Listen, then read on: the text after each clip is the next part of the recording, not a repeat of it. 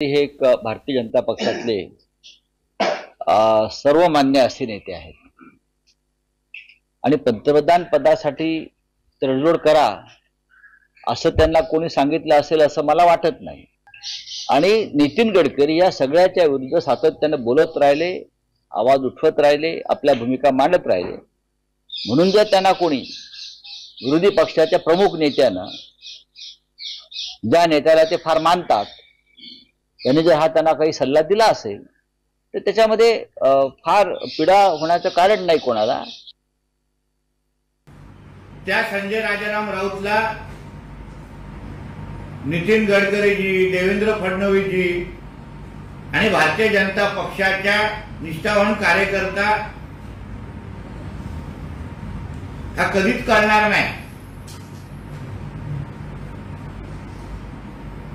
नितीन गडकरीजी मध्ये आणि तुझ्यासारख्या